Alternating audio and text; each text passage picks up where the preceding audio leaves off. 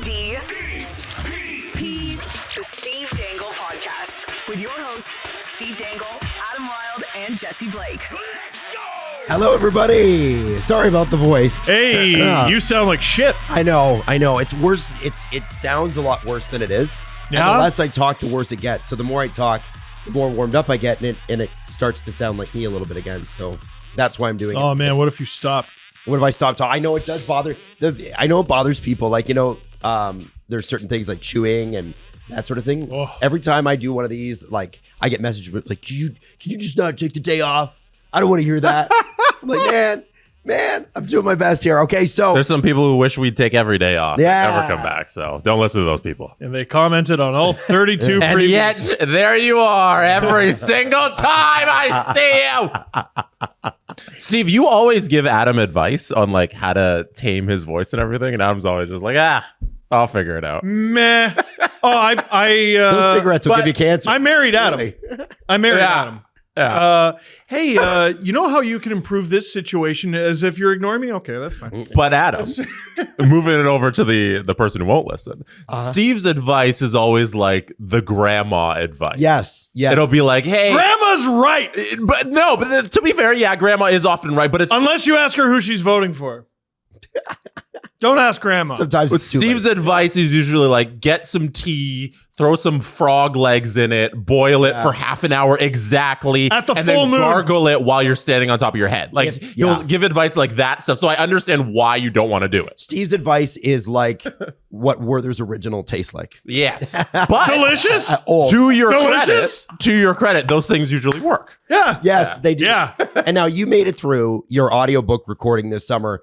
With COVID. And you were Probably. you had COVID, probably, and you were a lot like I was. So, what you suggested before the show was heat up a bunch of water and put, and this is where I was like, I love you, but I don't think I could have done this. Like, I don't think I could drink this shit. But you said, put one of your, I have a Strepsil in right now. Yeah. Like a lozenge. And then you put that in the thing and you microwave it. He said to make I didn't say microwave. No, you said make a tea lozenge. Yeah. I said, Let it So melt. like boil a Halls and like drink it. yeah, but also have tea. So have like a lemon ginger tea or something, or a chamomile tea, and you put like a honey-based lozenge so it doesn't taste friggin' disgusting. Right. And it melts, and then you drink it, and it makes you feel better. I didn't get this far into the explanation before they decided it was a stupid. But Adam's not the type of person to drink a tea lozenge. Or You take should my know that. advice. And also to take On your anything. advice. Yeah, on anything. So you should probably know that and not waste your breath. No, I appreciate it. It's because it's Steve showing he cares. Whether or not I do it, he needs to tell me because he's like, you're my friend and I love you and I need you to know. And I love that about you. I'm sorry for offending you with my friendship. That's the two of you have very different love languages as friends. And I will Jesse's is ignoring text. That's his love language. Exactly. yes, because you know what? Most of the time, he's probably looking at our messages going, they'll fucking figure it out. Yeah, Yeah. Usually it's like, okay, there's going to be 40 messages and all of it's going to be solved by the time I can like get a word in. yeah. And none of it's really that important anyways. yeah. If it was important, I'd be involved. So I do want to say that I am 0 for 2 on announcing our live events the proper day. That was bad. 0 for Man. 2. Swing and a miss one more Man. time. It is Wednesday, October 9th. Yeah. We will be at Greta. What day? It's an arcade. Wednesday, October 9th. That's the Leafs opener against the Montreal Canadiens. What day is it? Wednesday, October 9th. That's why Adam's voice is hoarse, is I made him rehearse. That's right. That's right. Now, you get all ticket holders get a Chili Ones, which is Tyson Berry's new beer. Unreal. And a $10 game card to try out all the games. And we tried out all the games and it was a riot. Like It's 2 floors Yes. of fun. of video games. It's insane. Just so much stuff. By the way, if the rims on the basketball, shoot them are damaged, that was me and Adam. I also want to say Jesse did What fine. about me? Yeah, thank you. Yeah, no, Jesse did fine. Jesse just Thank you. He didn't touch the rim. I finished with like 140 points or something like that, and Steve was at like 50. No, Oh, no, Adam I was was at at 50. 50. I was at Adam. 90. I was still sub 100. I am bad. No, it's crazy because you shoot, and you're not doing well, and then the net starts to move, Yeah. and you start doing Yeah. better for some reason. They also have what I loved was they have the official NHL licensed bubble hockey. Yeah. And Rick Jenneret bet is doing the announcing on it. It's either him or someone who does a very good impression. Oh my God. And they have like the crazy part about it is the actual Jumbotron in the middle of the ice actually has like replay, like, you know, obviously fake replays, but it's so cool. Yeah. Like, I was like, man, that's awesome. It's the best bubble hockey I've ever seen. Yes. Like easily. Yeah. Hot Wheels Racer. Oh, I had a blast really with good. that. They have Mario Kart. Yes. Yeah. They also have like, what is it called? Virtual reality. VR, VR. It's Buck Hunter. crazy. Buck Hunter, yeah. We A bar. So VIP seating and dinner. So you get dinner with this package and VIP seating, $50. Seating for the show and the game, $25. If you just want standing room or and seating for in the lower level, because again, it's 2 floors. All ticket holders are going to get the chili ones and the $10 game card as well. So you're getting a lot of value for this. We want to make this like a really great experience. And we got to make it clear, like depending on, because of the way the bars lay out, you got to pay if you want a seat for the show. Yes. Because we can't fit everybody there, but we can fit everybody in the venue. But to actually see us do the thing, that's why we have the tiers. Yes. there. You might be standing in the back. Yeah. Regardless, It's we'll like a concert. We'll meet you. It's like a concert. And you'll be able to buy Steve's new hockey book, Hockey Rants and Raves, before it's even released. And that was the special part about this. This is the Steve Dangle book launch party. And there'll be a Leafs jersey that you can win with the cut the string game that they have. I don't even know how to play that. And I'll probably have to record the LFR there That's sick. that night. That's Yeah, sick. so you're also going to a live taping of the LFR. Yeah, which I'm nervous for and semi hate. No, I'm I've excited. done it like twice ever. It's going to be a run, Yeah. a riot. Terrifying. It'll be so much fun. Terrifying, but it'll be great. So anyway, we're really excited for that. We hope to see you Wednesday, October 9. Yes, you said it right this time. Thank you. A lot of people were upset Thank you. because you gave the wrong date. Were they mad? Yes, I know think it's a little important to get the dates of events right. Listen, One more time. I won't go 0 for 3. Wednesday, October 9. Ah, Got it. Yeah. okay. Yeah. So it's corrected. What day is the Sundin event? That's after. That's that's mature. All I can do is focus on what is directly ahead of me. Anything beyond that, and I get confused. That's a Gino Retta tip from when I was younger. I don't know, but let me find out. Yeah. Oh, yeah. That's absolutely it. I don't know used to drive him nuts. Absolutely. I was king of I don't know. My whole thing is let me get back to you. Let me get back to you. I don't have an answer for that. This is what my parent, like my mom especially, is the type of person who's, I love you, Mom. She's never going to see this. Kind of pushy when it comes to plans. So whenever if you probably will, you'll just text it to her. Whenever she says, why don't you come over and do this? And you can tell like she wants it and I don't know. I'll be like, let me circle back. Let me get back to you on that one. I don't have an answer. She will listen to this. No, she won't. The D in STPN is Dennis, Maryland. It's true. We named it after her. Yes, we did. The Steve Dennis Maryland Maryland Network. area. All right. So here's what we got. We got 2 games into the preseason, a home and home with the Ottawa Senators, and the Leafs are 0-2. And I love that Claire Hanna had the intelligence to ask the funny question, which was, "Is it time to panic?" That was Claire Hanna? I believe it was Claire Hanna, and it was asked in a very funny way. Oh, And Berube responded in a very serious way, but like she was like, "Is it time? Like, are you like?" And he's like. And I just thought, I didn't know who it was. Good on you. Okay. But it's also good to test out whether Craig Berube really has a sense of humor or not. And maybe not after a loss. And so he seems scary. he does seem scary. He went to the Greg Gilbert School of Scary. He was Marley's coach for a while, and no one liked asking him fun questions. We got it here if we want to play it. Yeah. Yeah, here we go. This is fun. So Berube, after being asked, is it time to panic? A lot of people are always going to look at 2 losses for this team. Is it time to panic? But for you, right? It's fans, I think, get a little bit up to exactly. Preseason, so Is this for you more about developing? No humor. None. Absolutely no None. humor. Nip it in the bud. Are you sure it was Claire? I heard people say it was Rosie DeMann. Oh, maybe it's Rosie. I don't know. Yeah, I don't maybe know. it's Rosie. Whoever it was. Do you want one more time? Yeah. It's preseason. A lot of people are always going to look at 2 losses for this team. Is it time to panic? But for you, right? It's fans, I think, get a little bit up to exactly. Preseason, so Is this for you more about developing? it's so awkward too because he's trying to continue. Hey, Craig, I have a bit I'm trying to do, and he's like, nope, No, thank you. It's preseason. Why are you asking me that? It's preseason. Come on. Having none of it. No, none of it. None of it. Good. You know who he reminds me of? I couldn't pin Craig Berube, but now I have. The angry blue eagle from the Muppets? Almost. He does look like the angry blue. I was just like that. Have you ever seen Cloudy with a Chance of Meatballs? And the guy's dad, has such big eyebrows, you only see the eyebrows. No. Yeah, Maddie knows what I'm talking about. I can pull it up. Yeah, see if we can pull out the angry blue eagle from Muppets. We'll do and then Cloudy with the Chance of Meatballs' dad. He does look like it, right? Yeah, totally. Yeah, the angry blue eagles. That's way better than mine. That's so good. We should put all three of them. Put him in the middle. We'll get everything. All I can imagine is Muppet. Sorted. Do you remember Muppet Christmas Carol? Yes. It's like, it is the American way. Yeah. So it's British. It is the British way. The British way. I love this guy. All I remember is we're Marley and Marley. Woo. That scene used to scare the shit out of me as a kid. Natalie, when we watch it, I make her watch it every Christmas. She still puts the mute on. She does not. No. Doesn't like scary at all. We were too young when that movie came out, and it's terrifying. It is. Well, because they were like up on the stairs and stuff. I was like, oh my God. They moved all weird. Yeah. Like if you had a bedroom that was similar to that, where like I did when I grew up, like my bedroom was at the top of the stairs. So after I saw that scene, my door was closed tight every night. Dude. Not interested. Don't want to know what's going to float up the stairs. I think a lot of millennials' childhood issues can be traced back to when we were kids, claymation was around. Oh.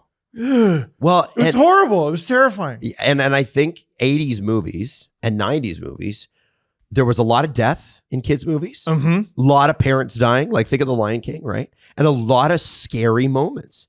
Like think of Brave Little Toaster. What a terrifying Shrek that shit is. Such an underrated kids movie. It's so good, but you were terrified. Brave Little Toaster and Right? also Rockadoodle.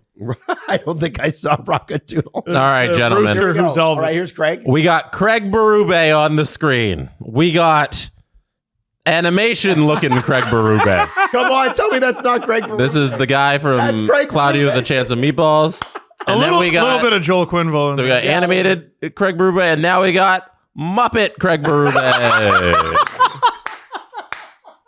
So there you go.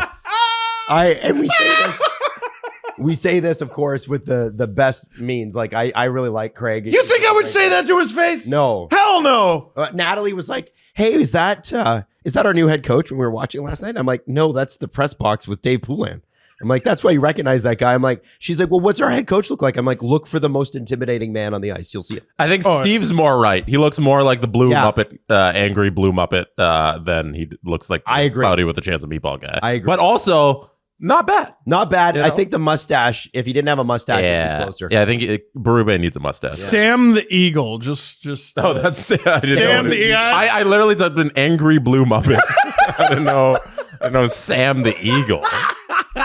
Sam has a name? What is that? So obviously, what we're doing, when we talk about these preseason games, we can take the blue Muppet off. Take it off the Obviously, what we do is we're not looking at team performance. We're looking at individual performance. After the first game, Craig Berube said, I'll call him Chief for short. Sure.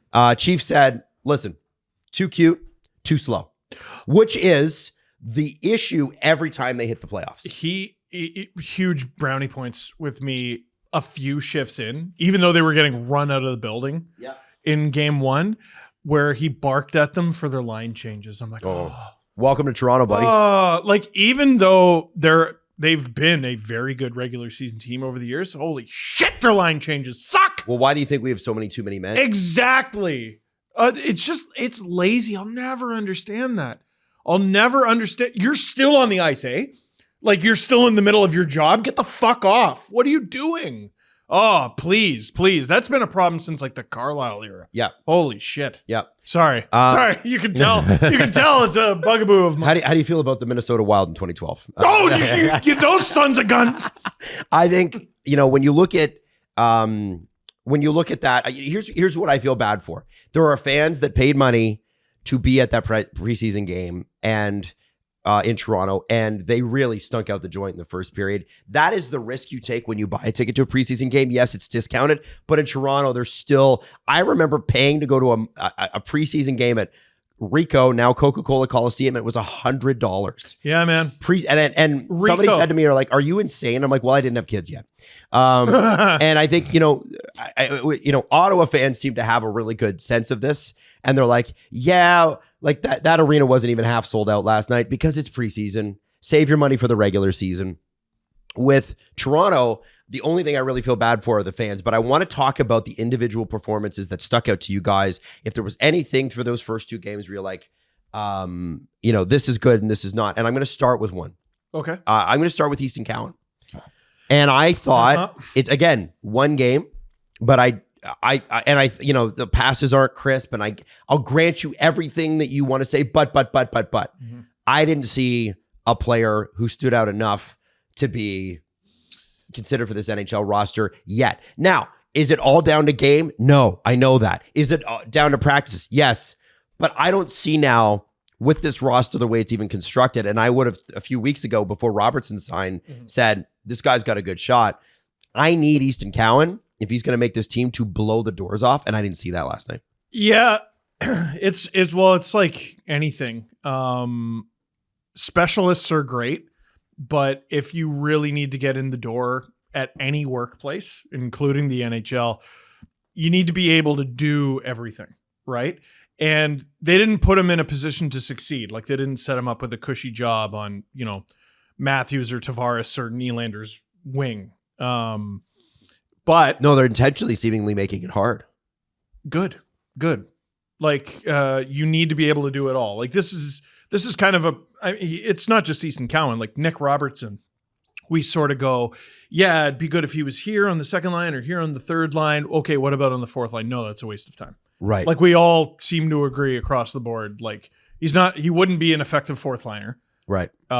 He'd be better off either in the press box or in the AHL. Mm-hmm. There's no reason to do that. Right. So Easton Cowan, I imagine he'll get a better opportunity than the one he got. He'll play with some better players and he's going to look better. Mm-hmm. But like, by the numbers, I think Kevin Papetti posted some of the possession numbers.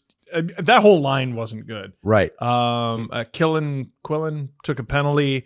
Cowan, the possession was like 11% or something like that. And I think Nikita Grabenkin was sub 20% too. And that's after having like a really good camp and a good first game. So that whole line had a tough night. I mean, you could tell they weren't going to win game 2 just by Ottawa dictated everything. Mm-hmm. And there was no line that was able to sort of overtake that. But, that game was designed that way. I guess the more concerning part is, hey, why the hell did the Leafs regular stick? Yeah. And then 2 guys aren't good to go out of it. Right. Right. So Matthews has a little something that's supposedly not serious, and Calle Jarnkrok has a little something. Supposedly also not serious. Supposedly also not serious. But like, geez, you talk about getting nothing out of a preseason game. Yeah. You stunk out the joint. And then, I mean, some players didn't look ready at all. You're looking for a good first impression. How about Jake McCabe? Holy shit. Dude, that was terrible. Yeah. And I mean, that goes with most of the vets that we saw. Good Lord, he got turnstile by Yakimchuk. Yeah. Is it? Marner didn't look good on that either, but McCabe was the one who was standing right in front of him. So I would tack that onto him. It wasn't all bad. Pacioretty. Yeah. 2-goal performance and an assist on the game tying goal from Nylander. Before you name every I know. I'd like to go to Jesse. Is that okay? I was not sure if we were doing. This is Adam's job. Adam's job is to. No, if you want to just keep going. No. It's if you don't stop me. No, Jesse. I'll keep going. I want to know what Jesse thought. Does anybody stand out? Does anybody let you down? From last night, if I'm allowed, is that okay? Yeah. From last night, I thought it was fun to see Pontus Holmberg fight.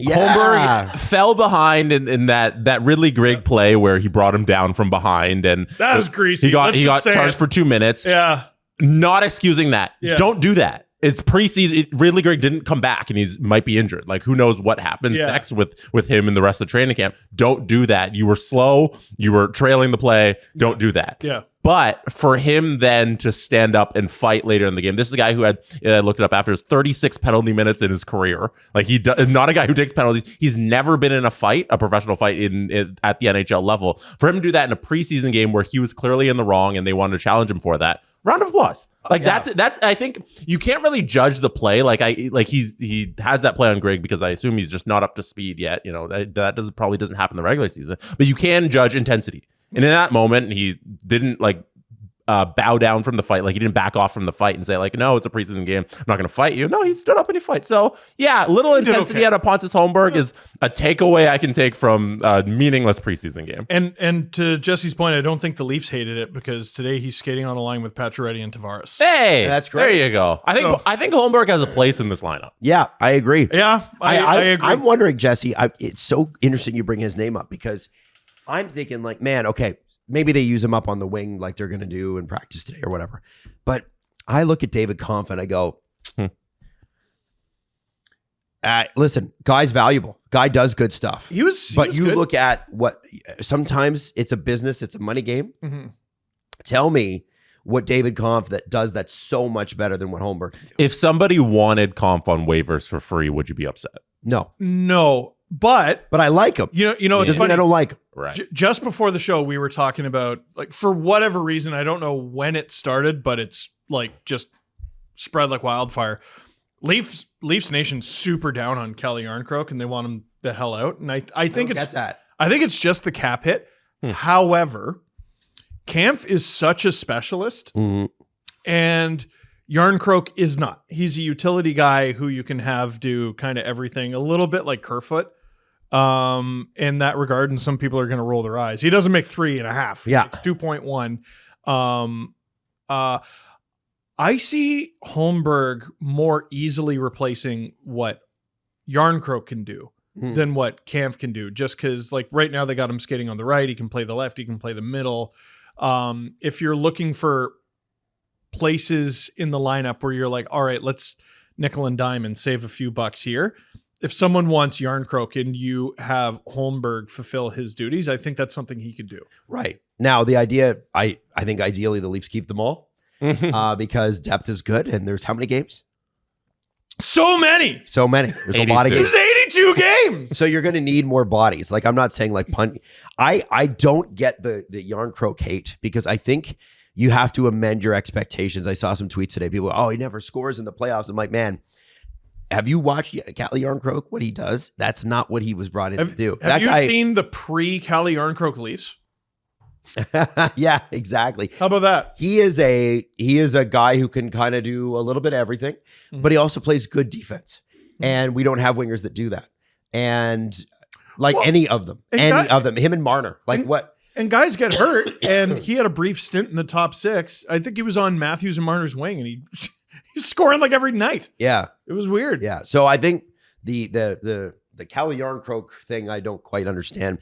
On the back end, one guy I really felt for yesterday, who I think is gonna have to, is Nicholas Mattinen. Yeah. That was a bad play. And he had a couple. He had a couple, and he just didn't look comfortable. And I wondered, remember, this is a guy that was drafted by the Leafs like 8 years ago. Mm-hmm. He's gone to Europe, and then he's played on big ice surfaces. And I wonder sometimes if, because hockey is so hand-eye, right? And it is so much pace, and it's so much closer together, and these players are so much better. They're just a step better. I wonder if it's like this is going to take a little bit of adjustment. And maybe he only tops out as an AHL guy, but I wonder if that's an ECHL, AHL player that needs time to adjust. I don't are there expectations on Mattinen? No. This is somebody who's drafted in the 6th round, is now 26 years old. He's not a prospect at all and hasn't played in North America in a few years. Top scoring D-man in the German league last year, which I hate to say means nothing. Yeah. It's not an apples to apples. Oh, now he's going to be a great offensive. No. It's great that he has those chops. Mm-hmm. I think Frank Corrado's incredible at what he does. It was such a treat to have him on the broadcast yesterday. The giveaway for me was less concerning. I think he does that once in preseason, feels really stupid about it, and then doesn't do it again. Yeah. Right. The more concerning thing that Frank Corrado pointed out is there was a moment in front of the net where he's got the puck in front of his own net, and he's just dilly-dallying, taking his time. And the Sens converge because, yeah, that's where you go. It's not Chell where you kind of just kill time, when you're in front of your net. Like, Yeah. I didn't understand that. He was standing there. So like that to me seemed like a bad tendency that seemed more repeatable.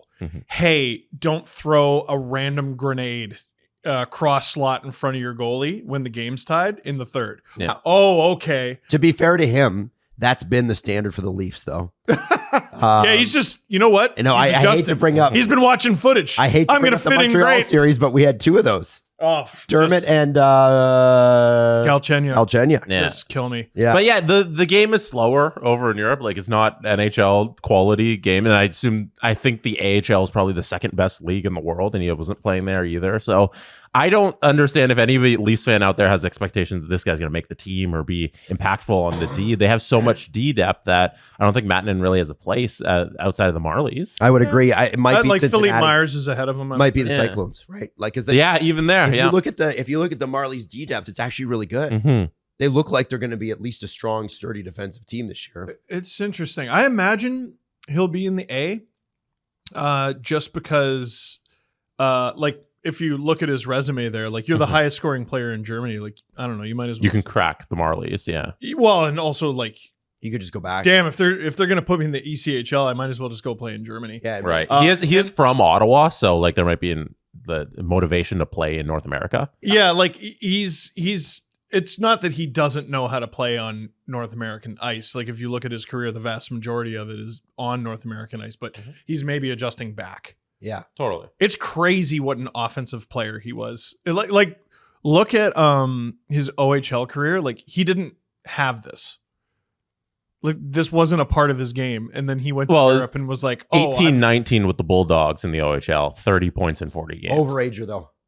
yeah. Yeah. No, I'm just saying, like, it's there. It's- like he's it's good. developing some skills, right? And But then it goes the he went to- VSVEC in Austria, 42 points in 46 games. This dude has been through the friggin' wilderness. Like Yeah. Played for the Laval Rocket a little after his stint at University of Ottawa.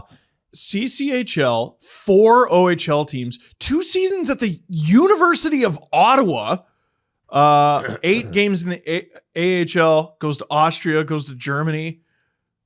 Jeez, I think he'd be happy to stick around anywhere. Yep. 6th round pick. Like, let's temper expectations. people. Yeah. Yeah. No, I just felt for him. You don't want to when your whole thing as a player coming to camp as a like potential, like, hey, I'm trying to make my way to the show, and then you have that showing on like national TV, and like all the Leafs fans are tuning in. It's not great. Yeah. Now, first impressions don't have to stick, because Mike Johnson pointed out something that I totally forgot. So Benoit, I think, took 2 penalties last night.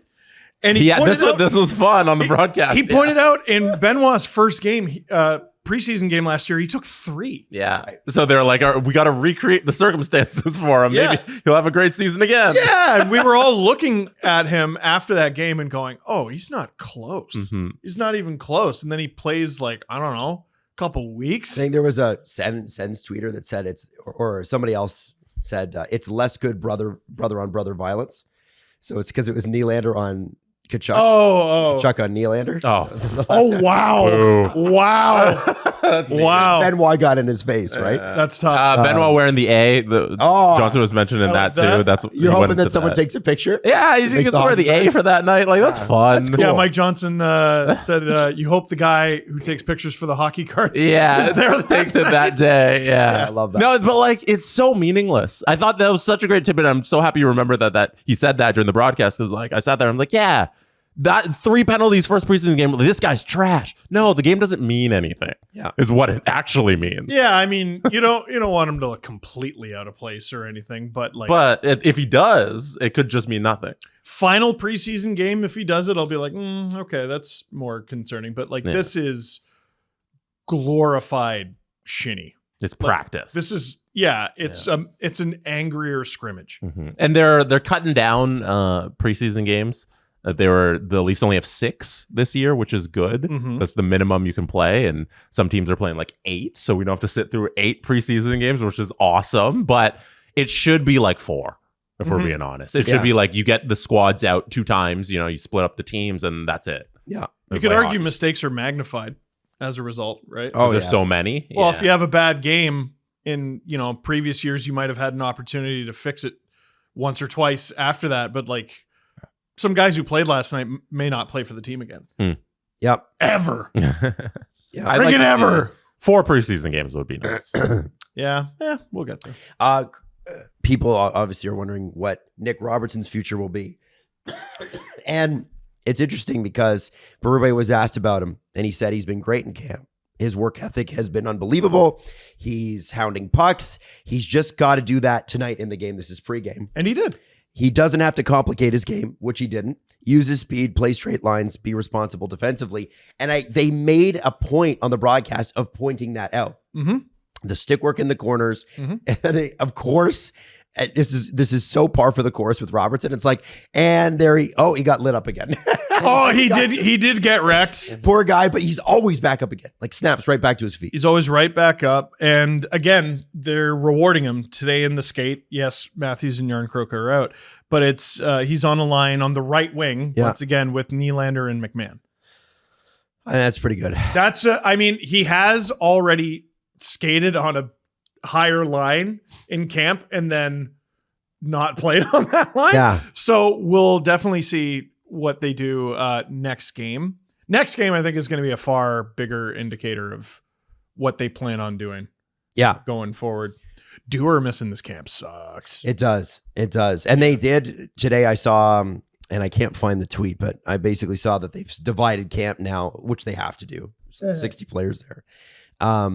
They've divided camp now into what seems to be the AHL squad and what seems to be the NHL squad. You want me to just read it? Yeah, you got it? Yeah, so Mark Masters lines at practice today. Nyes, Domi, Marner, McMahon, Nylander, Robertson, Pacioretty, Tavares, Holmberg, Lorentz, Kampf, Reeves.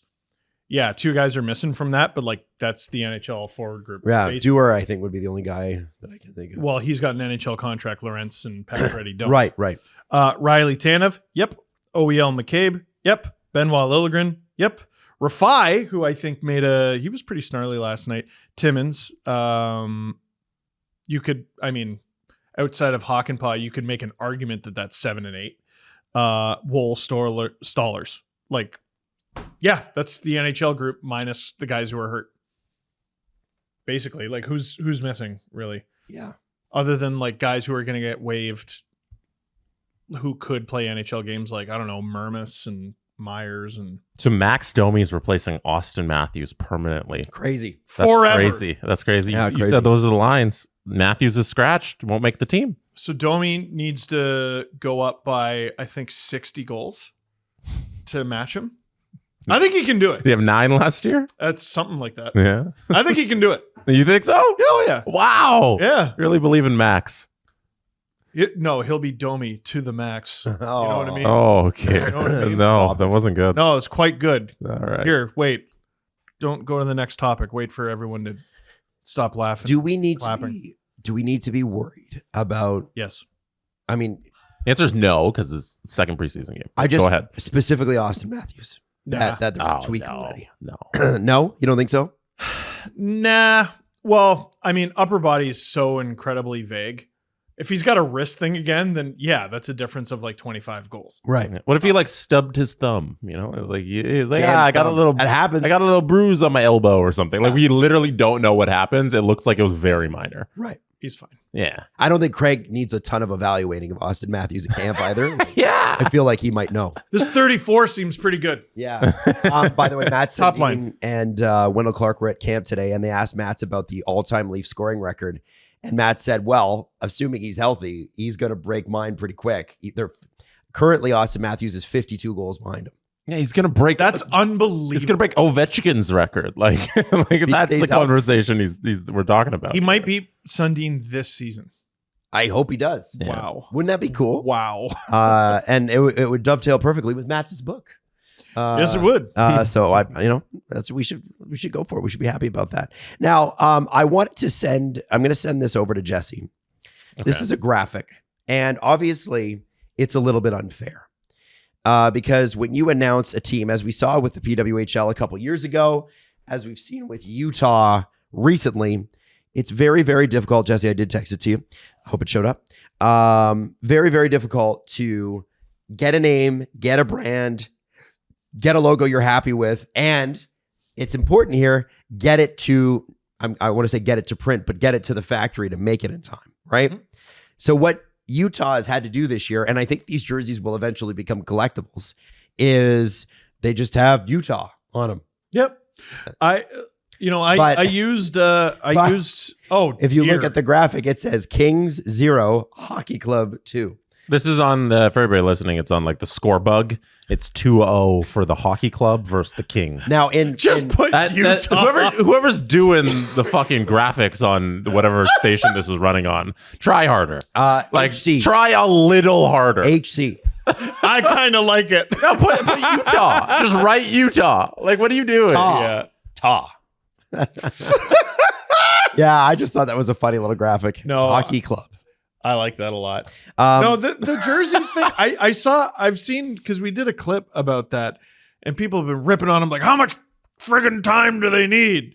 Like, okay, yes, books and jerseys are not the same. I understand. My book had to be done by like the beginning of July to be released on October 15th. And we just had an event and people were like, oh, is your book for sale? And no, it's literally not ready yet. Like there's not enough of them available that we can make it available at this event. It takes time to make shit en masse. Yeah. I know NBA players, when they want a jersey number change, I think their cutoff date is beginning of July for the next season. Oh, wow. Like, yeah, so if players want, because it's a whole industry that they have to revamp and edit and everything that goes into just a guy's player number, so it's a thing. Like, it doesn't, sending it out and fulfilling orders. Every graphic, every stat, you got to change all of the numbers. So you need months lead up. And yeah, I don't blame them for not having a jersey. Like, who cares? That's fair. They're going to be Yeti next year. Yeah, they are. That's the worst kept secret, but I'm glad they did it. You know how we were saying a few weeks ago that names are kind of stupid anyway? That might be one of the best ones. And I was watching. No. Oh, Yeti. Got it. I was watching Monsters Inc. this weekend, and I hope that they take the Yeti from Monsters Inc. and make him the mascot. Essentially, John Goodman drops the puck. Oh, I'd love that. That'd be good. That'd be good. You could tell I'm watching a lot of kids movies lately. Yeah. So on the Utah track though, and I thought this was really, really interesting. According to Pierre LeBrun, who says, according to the Utah Hockey Club, 8,400 season tickets and full season equivalents have been sold. A lot of work has been done since the start time in April. And what's important about that is there's only a certain amount that they're going to make available for season seats. Right. And the Delta Center right now is only 12,000. So to get to 8,400, pretty amazing. Also, 8,400 is like nearly double the capacity of the previous arena. Yeah. So they're doing okay. Yeah. They're doing okay. Yeah. And it kind of shows the excitement around the product. And I'm the hockey. It just doesn't make a lot of sense. And to me, it's like, man, why did they do this before? It's a very like it's like Denver. Why did hockey not work in Denver the first time? Do you know what I'm saying? Yeah, it should work in the mountains. Yeah, it ought to be fine. Well, why? Like they had the Olympics there. Yes. How many places in North America have hosted the Winter Olympics and don't have an NHL team? Right? Like, oh yeah. Well, Lake Placid, but I don't think they could afford. Well, tad different. Yeah. It's we didn't really talk about Utah very much when talking about expansion, but it makes a lot of sense. The last thing I want to say is, did you know that Utah's first ever franchise goal, regular season or preseason, was on themselves? Yes, I saw that. Did you see very that? Much. That's a dang it. And that's a dang it. Because no matter what, even when they score in the regular season, their first goal as a franchise will still always be on themselves. Do they get the puck? Do they keep it? I'm going to say probably not. Do they get the puck out of their own net? If I were a St. Louis Blue and I was smart, I would have kept it. 100%. Because in a few years, that's going to be worth a lot of money. Hell yeah. Yeah, you sell that to a collector, you know? I love that. Oh, I hope it goes to some like ECHLer we'll never hear from again. Yeah. He's like, nope, yoink. Gotta Like, make who 100. even got credit for the goal? I don't even know. Am I the only person that's like stats don't count? So it's not like none of this really No, matters? but it's the fun of it. It is, yeah. The fun of it is the fun, but like course it doesn't in terms count. of like act and moving on after this week, Yeah. like It's fun. I think you drop it after this week. It's fun. It's a good tweet, but I don't know what it is Yeah. besides that. We should talk about how they're going to be called the Utah Yeti, but the Colorado Avalanche get to forever own them because the Avalanche's first ever mascot was Howler the Yeti. Why did they move off of Howler? It's now Bernie the Saint Bernard. yeah. We all love Bernie. Bernie's fantastic. Howler But the haunted me, OG mascot in Colorado was Howler the Yeti. Yeah, and then they moved on from him. Some finders keepers, losers weepers. Shut up. Avalanche fans, I don't know if Drew's going to join this, but like they're saying, I saw on Reddit, they're like, we were first, you know? Like we get to forever dunk on Utah because we had the Yeti first. Yeah, okay. And they still have the foot patch with the Yes, the they Yeti do. foot. They So do. I don't know. They I think we're going to have some healthy competition How here. about you focus on going back to blue pants or going away from blue pants and back to black pants, you weirdos?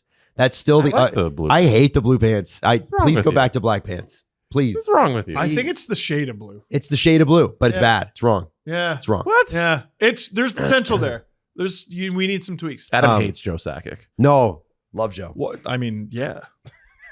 No. Yeah, you know what? If there's a guy to hate, it's Joe. Gio. From Pierre LeBrun, it seems like Shesterkin and Swayman really want to set a new bar for goalies and contracts. Shesterkin looking for north of Carey Price's 10.5, where Swayman is really focused on an 8-year deal. Now, since Price, which was years and years, almost a decade ago, and Bobrovsky, which was half a decade ago, we have not seen goalie prices really get beyond 8.5. I mean, the fact Vasilevsky makes under 10 is insane. It's insane. It's insane. Like, and that's like the one outlier, right? Yes. And so what I found interesting was that apparently the Rangers are willing to go north of 10.5 with Shesterkin. But it seems to be how much north? How much further? He is the best goalie in the game, pretty much. Year in, year out. He's top 5. And the difference between him and Swayman is not a UFA. Well, also, like, okay, I'm cheering for the Bruins to for whatever's bad for them. Sure. For obvious reasons. You hope that Ottawa Korpisalo shows up.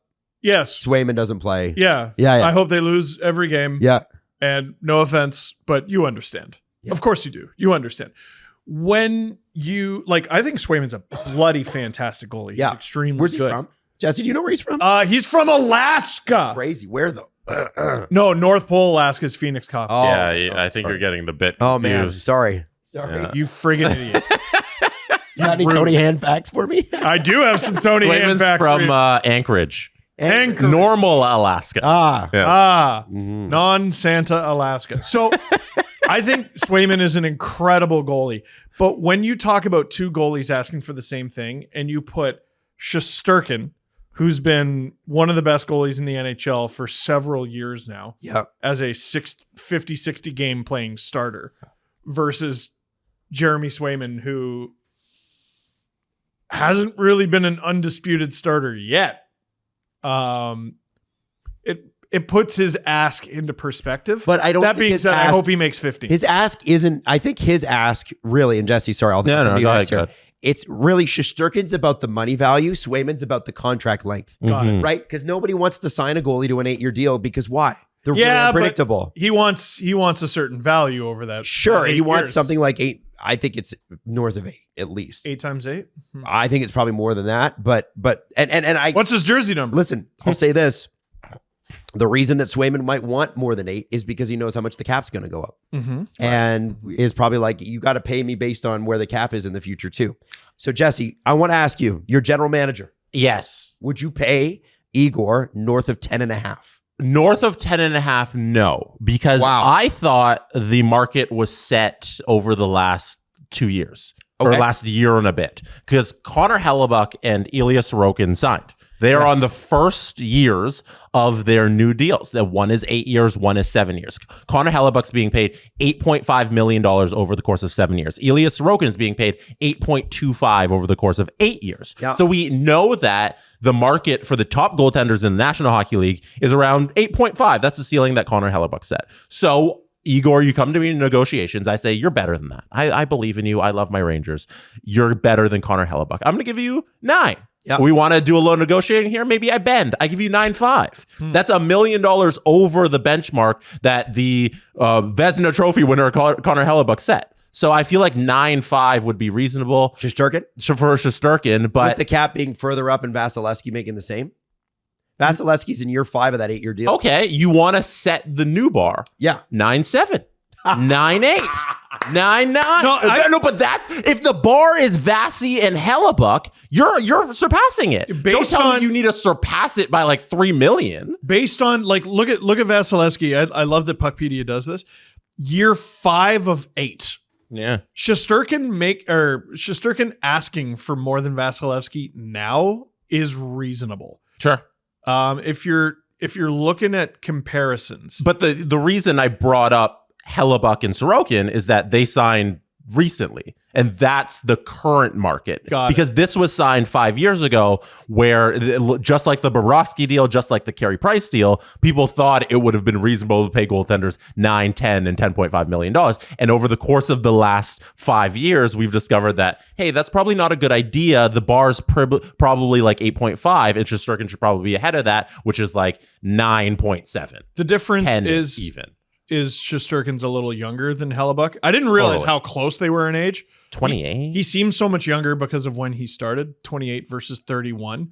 It's a big 3 years, though. Mm-hmm. Like, 28 is like, oh, he's in his prime. 31, it's like, oh. Yeah. Totally. He's getting ready to settle down. If you're telling me the bar is above Vasi, I'll like, yeah, sure. But that's like 10, not 10.5. 10.5 seems absurd. I understand what you're saying. Would you do a full 8? Yeah. You do. Give it to him. Yeah, you gotta figure it out. Figure that out 4 years from now. Yeah, that's 4 years. Like, who cares? Well, hopefully you have a cup. I don't care. You know, like that's how I would go into the. You're asking me like how I would negotiate. That's how I would go into the negotiations. I think that'd be reasonable to come out with something that's like 9.7, 9.8, even like 10s. We're getting up there, but 10.5 is you're pushing. Jeremy Swayman, number 1. He's asking for 11. Stop. What? What? I do want to say that I think it's going to be interesting because when this Shesterkin contract's done, essentially, what's he making right now? It's 5. 5.66666. So his money is going to be the money that Jake Trouba leaves with. Like that is essentially as soon as this happens, you know, that Trouba conversation will be revisited this offseason. Right. Oh, Trouba makes 7. We get $8 million in. Here you go. We talked about this in our New York Rangers season preview that's coming out on the SDPN YouTube channel over the next week or so.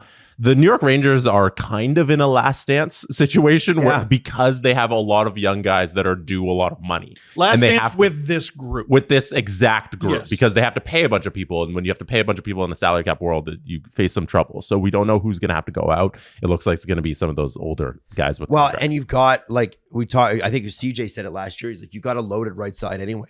You got Fox and Schneider. Mm-hmm. Right, and you could figure out bottom pairing D, but you can't have a guy making $7 million on the right side down. Fox, Schneider, Miller, Lindgren, like I'm scared. I'm scared of like how they figure out how do you retain Lindgren. You know, because like Keandre Miller needs a contract. Yeah. Zach Jones needs a contract. Chad Ruhwedel, which is like nothing. I shouldn't even mention that. VC though, Matt Rempe, Cooley, Enstrom, Laff, Kako, Riley Smith. Like that's the list. And then then Igor as well. So a lot of money. What's your identity, right? Mm-hmm. You got to figure out what you are. You can't just randomly assemble this group of players you think are good.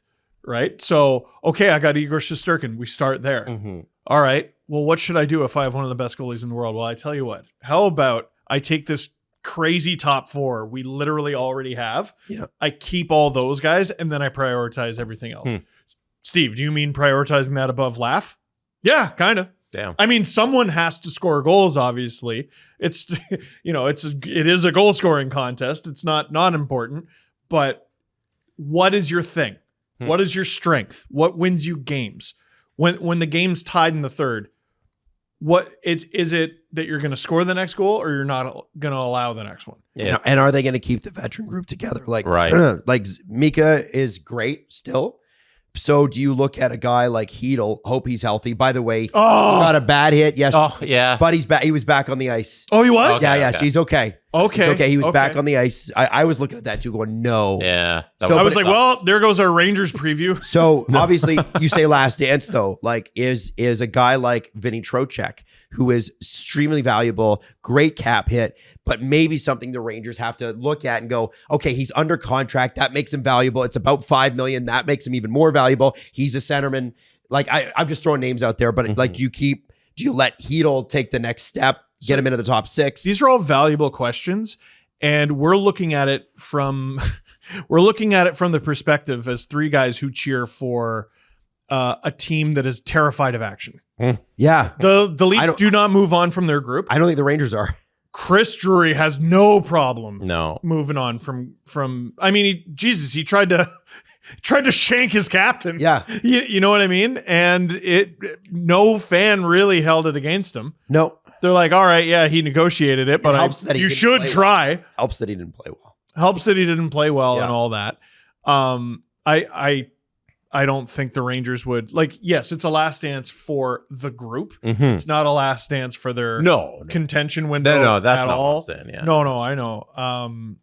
I like, do they do this? Do they do that? Do they do that? I don't think Drury, I think he's already had all right, how do we keep this group together discussion. I think he's probably internally already moved on from that and gone, what's the next move? Yeah, he's 10 steps ahead of the conversation we're having. Yeah. Now, interestingly, the Athletic has the Rangers ranked as 15th, which is rare for a good team to be ranked that high in terms of pipeline.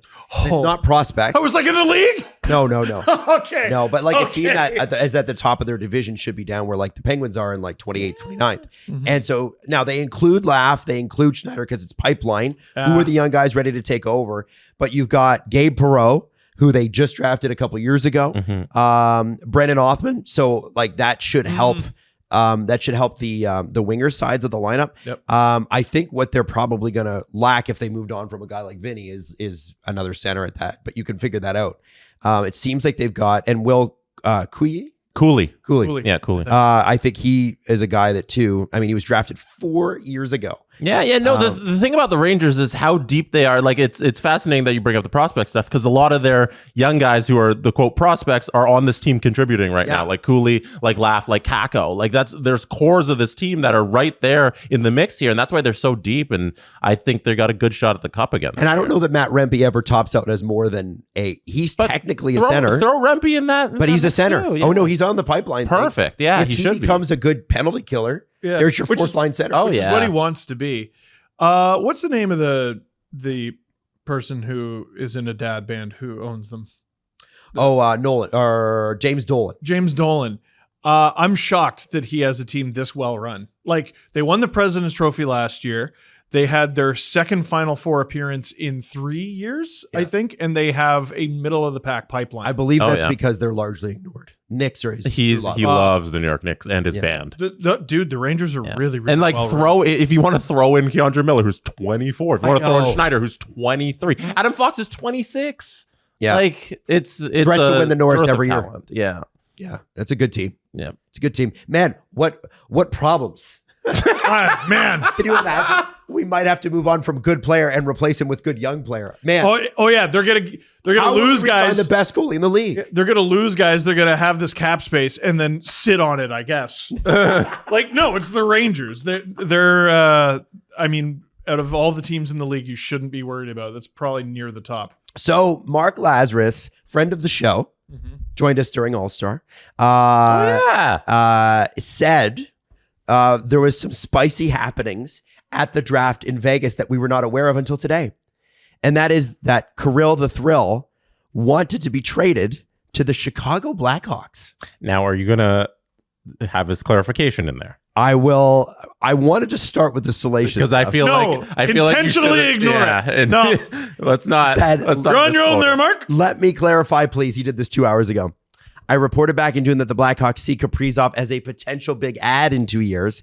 This generation's Marian Hossa, so to speak. Is Kaprizov intrigued by the possibility? Sure. Does he want it now? No, I misspoke extemporaneously on the pod. Kaprizov has 2 years left on his contract. The decision is forever away. Nothing imminent, nothing in stone. Kaprizov is not asking out. Stand down. I did not intend otherwise. And he said, in short, the Blackhawks like Kaprizov and have their eye on him. I mean, Which you should. That's super caliente because it is the Wild's best player. Yep. It is a star in this league, and it is him potentially going to a divisional rival, which that's I hated divisional rival. killer. Like, we sort of talked about this in the previews. Like, the Minnesota Wild, they're in a world of hurt right now. Blackhawks in a world of hurt right now, but they're both, we understand the path. And that would be really shit for the Minnesota Wild's plans to have Kirill the Thrill go to Chicago. Yeah. Yeah. I wonder. Very interesting. I wonder what kind of information he had access to. Like, okay, let's break this down for a sec here, boys. Mm-hmm. If Sidney Crosby had been a free agent at the end of this year, he ultimately resigned, but if he had been. I still think he is. I don't buy it. Yeah. Oh, yeah. Name a team in the NHL that wouldn't be interested. Well, exactly. If Mitch Marner makes it to free agency this year, name a team that would not be interested. So why don't we ever talk about how Mikko Rantanen is going to be a free agent? we don't talk about that. It's not Toronto. Just, we're all talking about, Mikko is a UFA. No, with every other team, we assume it's going to work out. Yeah, because it probably will. Yeah.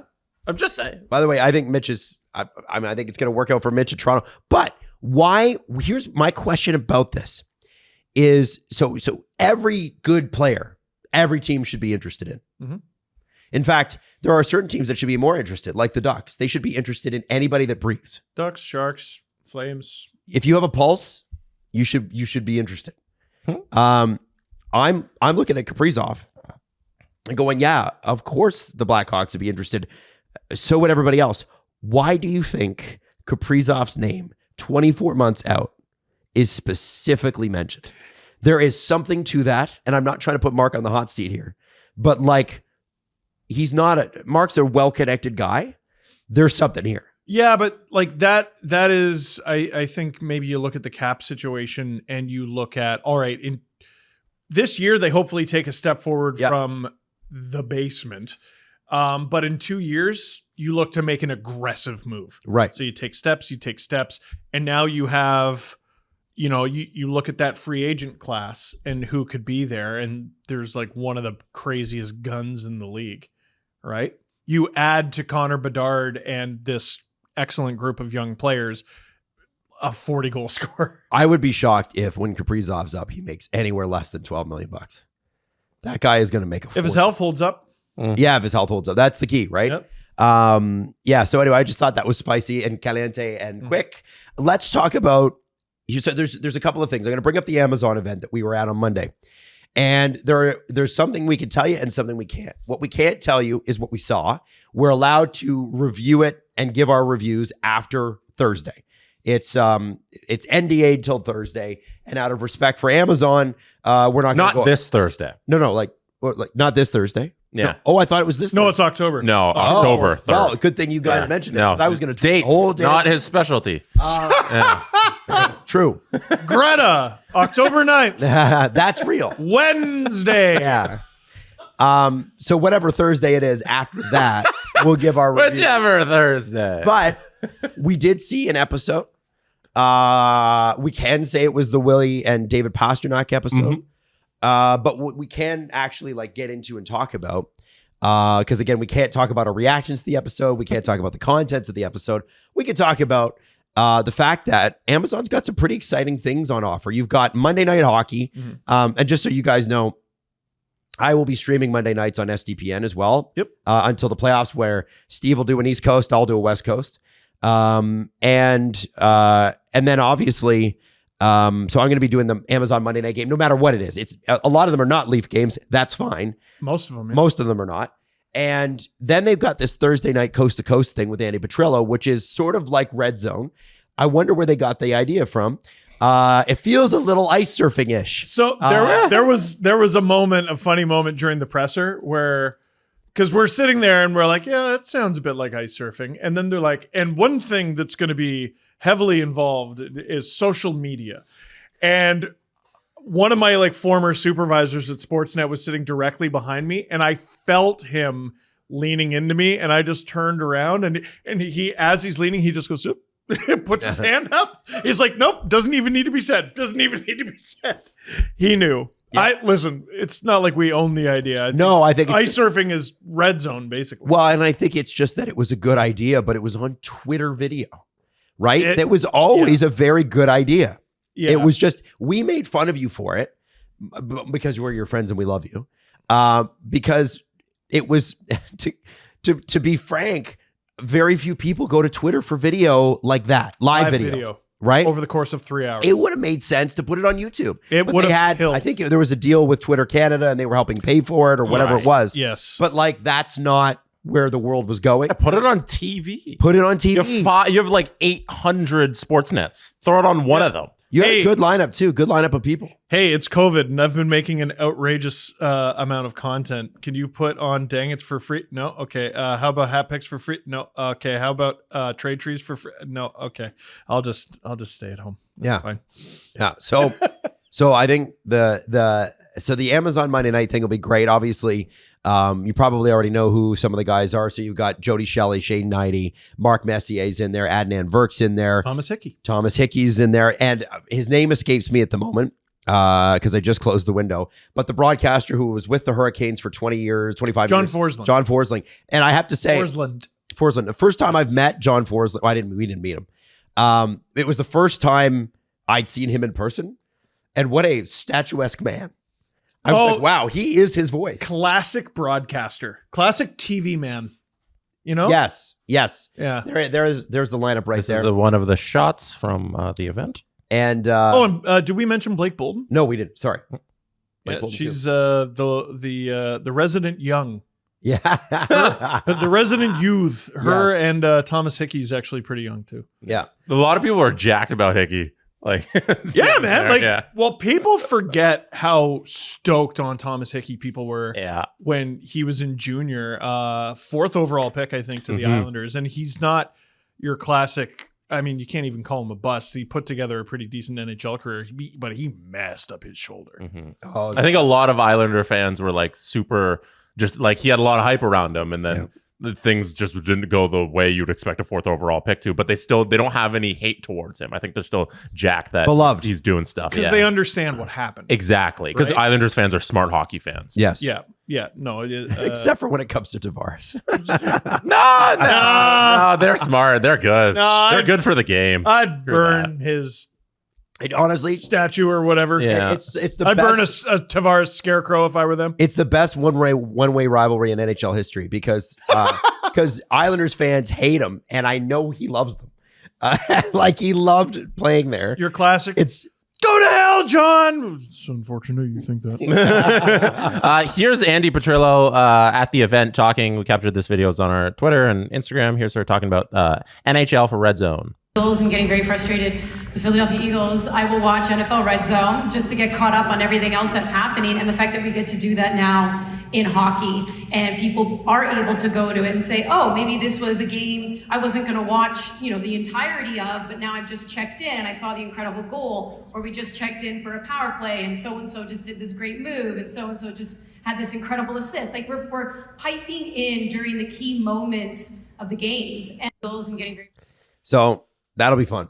Steve, what are you trying to say? I was trying to say you can use that. Of course. Yeah, it's our video. I recorded Dude, it. I don't know. Press conference is open source. You can do it's our footage.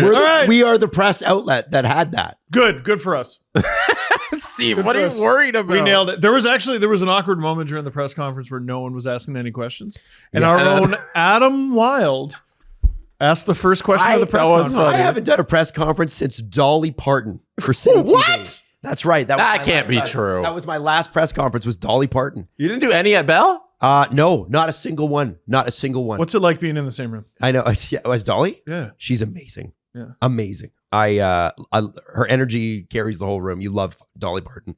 But I know I felt bad. They bring up the announcers and like all the Toronto media is there. Even the heads of the other companies are there. The vicious Toronto media. And then they're like, hey, so do you have any questions for the on-air talent? I'm like, well, this will be interesting. And the answer was a resounding no. Everybody just sat there and I was like, and then Andy takes the microphone. She's like, well, I love standing up here awkwardly. And I was like, okay, I'm asking a fucking question. So I put my hand up. Adam Wild, SDPN. You know, how are you gonna? My question was of softball. How are you gonna differentiate yourself from the already pre-established TSN and Hockey Night in Canada broadcast? And then they all went through and had an answer and they rapped. Dude, it was like 10 minutes. Yeah, no, you carried it. You made that press conference because you're the only person. And thank God you did that. I felt, it would have been really awkward. I've been up in that situation, and it's usually at like you go speak at a kid's school or something, and it's like, do you have any questions for radio DJ you've never heard of? I've definitely spoken to classes. Like Humber. I answered a lot of questions from the teacher. Yes. Yeah. So you're like, nah, I don't want. These guys deserve, this is their big fucking day. Like, we're asking a fucking question, man. And they're all super nice people. So I don't know, it seems to be exciting. And you know what? After 11 years, this is the 11th year of the deal. You know, I think first off, there is room for 3 broadcasters, and I'm convinced that Amazon will be the national broadcaster. TSN and Sportsnet after 2026 are going to be regional. And I think that a little bit of new blood and a little bit of competition is good. I think we have the reality of the situation is you've got 2 telecoms that own the sports networks, and Amazon's got to come in. And one of the first things they're going to have to do is they're going to have to establish credibility on that broadcast. That's why it's loaded with former NHL players. Knighty, Shelley, Messier, Hickey, all those guys are former NHL guys. And you've got two great hosts as well. And then you've got Forsland. And who's 35 whatever years in the NHL, and I think Blake Bolden, who's got her own illustrious resume. Yes, that's what I mean. Blake and Andy, right? Yep. They have these great resumes, and so what Amazon will have to do is go. We actually we're establishing our credibility with the audience, and then they'll be able to loosen up and have a little bit more fun. Now, we can't spoil anything, but I can talk about the things that the public already knows. Okay, before you get to that, 2 people we just got to shout out that were at the event. Before you get to you want to talk about the thing that's in the trailer and all that stuff. Let's save that for the end because that'll be long. That's a long conversation. 2 people we got to shout out that showed up. 1, William Nylander. Yes. He walked down to the event. He was there. He talked about his favorite things in Toronto. We'll play that. It's our video, Steve, so we can play it. Oh, thank you. I mean, a big part of the show is, the dog walks. That's one of my go-tos. But other than that, just go out for dinners at some restaurants that I like. Sugo's one of my favorites. Like Italian food, Soto, and some sushi places. But other than that, pretty chill. It's a busy schedule during the season, so don't really have that much time to do stuff. Occasionally some shopping, But other than that, it's pretty chill. The man has an aura. He does. When he's in the room, people gravitate towards him. He's there. Willie, it was very cool to see him. He has a presence and a stardom in this series that I didn't know he had. He's going to have when we watched it, all I could think was he's going to get so many endorsement deals this year. It's going to be stupid. Yeah. He's going to be everywhere. He, Mike Augello, Mike in Buffalo, famously used to call him 90-second Willie, which I think is the worst nickname in the history of hockey. Yeah. But that could mean a lot. 90-second Willie, because his pressers would be 90 seconds or less, and they would contain nothing. And pressers are pressers. Yep. But this one-on-one thing where he's featured is, God, he thrives so much. Now, the thing on the bench. No, I can't get there yet. No, we're ending with that because I just want to shout out that I said we're shouting out 2 people who we were in the room with. Okay, yeah. 1, Willie. 2, I believe for the first time ever, the 3 of us were in the room with the Count himself, Gary Bettman. There he is. Gary was there. He was on stage. He was there for the entire event. I thought he was going to come in because he led off the event with a Q&A. Yep. Gary on stage. I thought he was going to fly out. I thought he was just Q&A and leave. But he was there for the entire event. He was there at the end for the mingle and the drink wine and pick hors d'oeuvres part 2. He sure was. And he was there. And Bill Daly was there too. Bill Daly was there too. So head office was having a fun little day. And you know what? I know that we're very hard on them. I have to say, good for them. Good on them. This seems like a really good partner to bring to NHL broadcasting. Oh, like the biggest company in the world? Yeah. Well, I know, but that sometimes can be bad. No, totally. Right? Totally. I mean, and you know, I do think I know what you mean, though, Steve. Yeah. Yeah. Yeah. Yeah. No, you nailed it.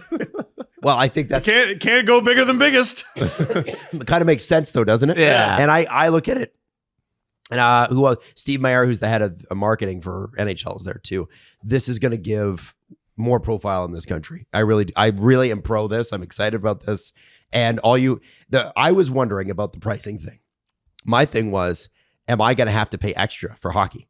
And you don't. So you have Amazon Prime. I've had Prime since like 2010. And you thought it would be this new thing. Yeah, no, if you have Prime, you have hockey. And it's not even like you have the Prime where you get like free shipping on your Prime orders. That's also for your like video thing. Yeah. And this isn't an ad. We're not paid by Amazon. We weren't paid to be there or anything like that. We're just talking about the service. Like as a hockey fan, like I already have Prime for like my orders and stuff, but now I use the video side of it where I like rarely watch any shows they have. Do you know watch Yellowstone? No. You know what show There's you nothing should really watch? on Prime I watch. Do you like a good like shooter type of show? No. Isn't that Okay. Yellowstone? Because there's a show called Old Man, and it is awesome.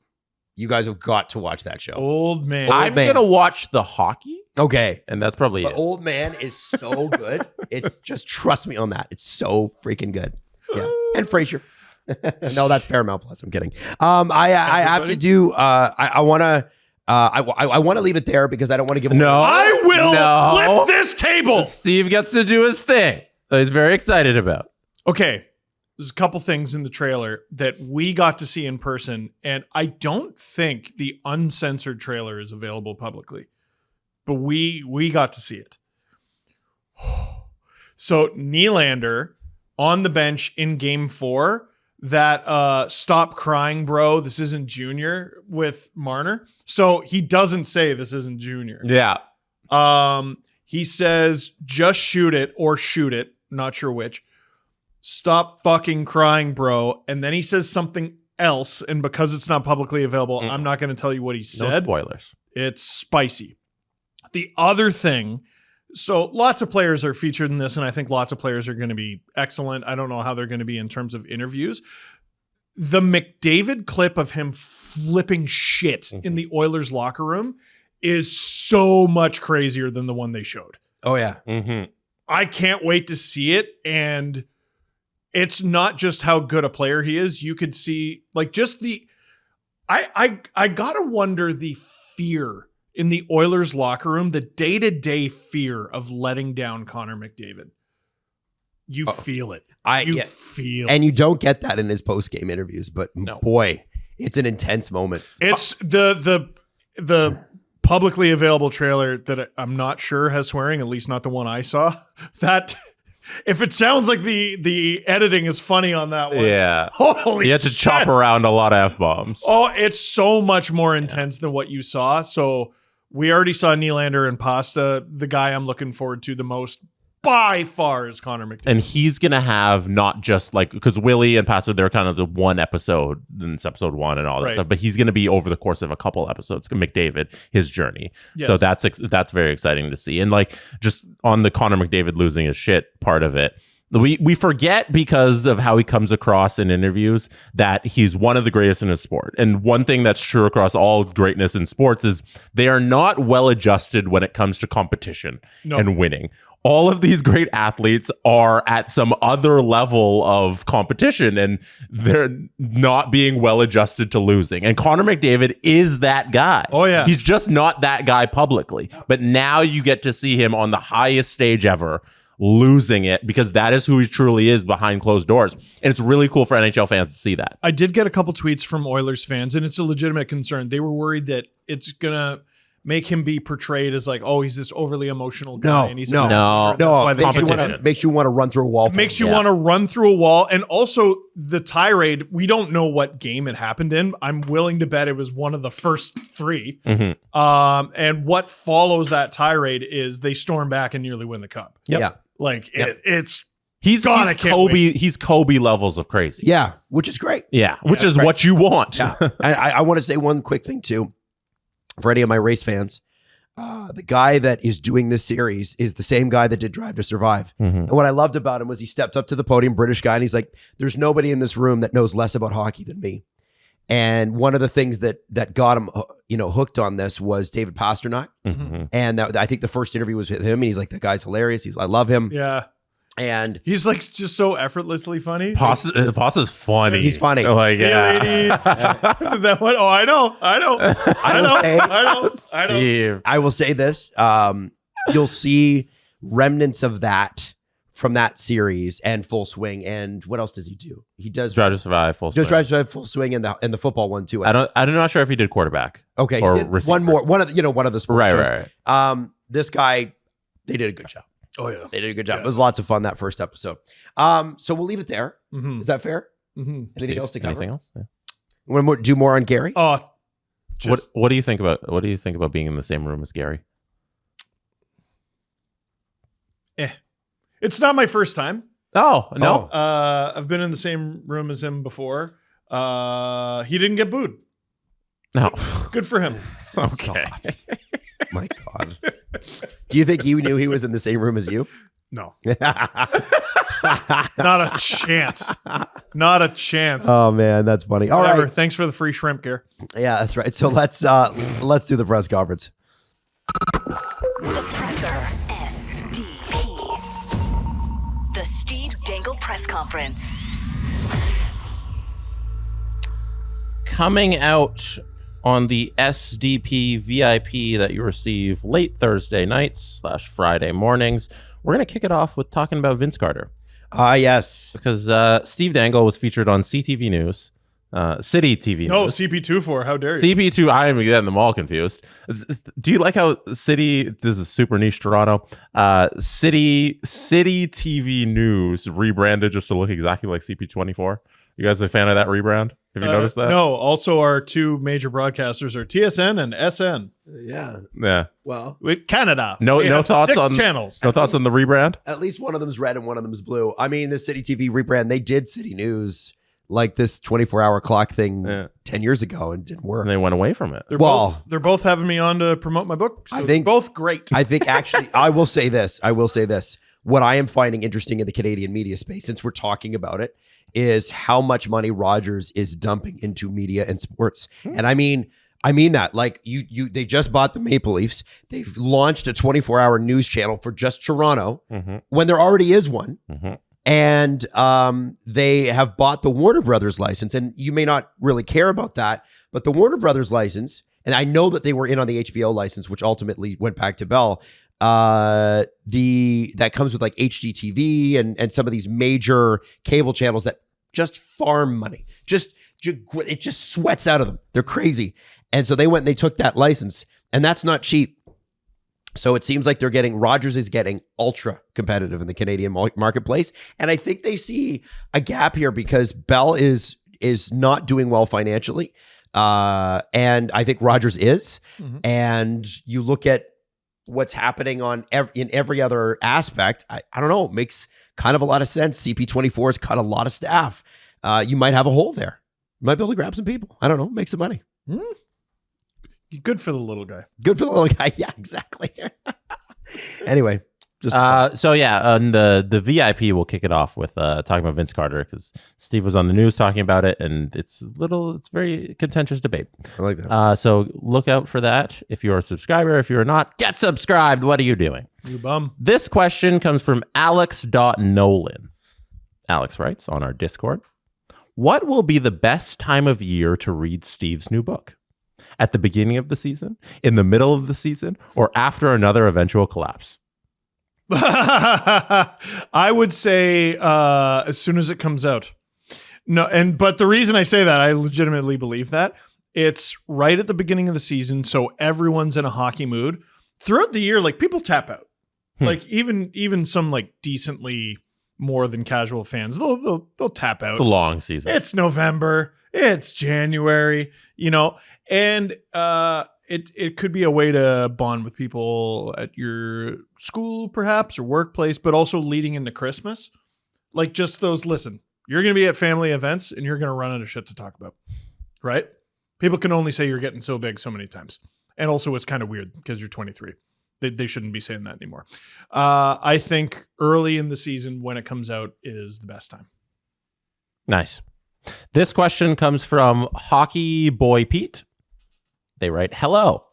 I started following the Leafs/hockey during the COVID bubble. Okay. Keefe is the only coach I've ever known. Oh, and wow. I'd love some quick tips regarding what to look out for with the coaching change once the season starts. Also, will Chicago be on the book tour? Yes, I am a Chicagoan that chose to root for the Leafs. As for Chicago, unlikely. I'm unlikely to leave the country. I am undecided about leaving the province. So there's your little tease there. But yes. Saskatchewan's kind of closer to Chicago. Where did Saskatchewan come from? It's close to Chicago. Probably not Saskatchewan, folks. Unfortunately. It's disrespectful. It is disrespectful. I'm sorry. For the coaching change, you're going to see a lot. So it's not just Craig Berube. So Berube is... This is speaking very broadly. It's not the most accurate, but like broad strokes, I'm going to try. Berube is there to establish a work ethic as the head coach. He's there to establish an identity. He's there to establish a style. The more X's and O's stuff falls to the assistants, and I think all but one of the assistants are new. Mike Van Ryn's there from last year. Mark Savard is there to run the power play. And if you notice on the first broadcast, the first game of the preseason, when the Leafs needed a goal late, Mark Savard was the one on the marker board drawing up the play. It wasn't Craig Berube, right? So you need a goal, there's Mark. Lane Lambert, who was the former head coach of the New York Islanders, who had very good power plays, had very good penalty kills while he was there. Good penalty kills when he was an assistant as well. I think I did some research on this. He's going to be in charge of stopping the puck. Now, here's the problem. The Leafs haven't really had a lead to defend yet in this preseason, so we haven't seen very much of him. So game in, game out, when the play is stopped, you're going to see a lot of those guys on the marker board. Craig Berube is in charge of making sure everyone's pulling their weight. The north-south style, the get your ass on the bench, the that's not good enough, you got to play faster, all the identity stuff, that's Craig. Does that make sense? Yeah. Adam? I completely agree. I think you're going to see.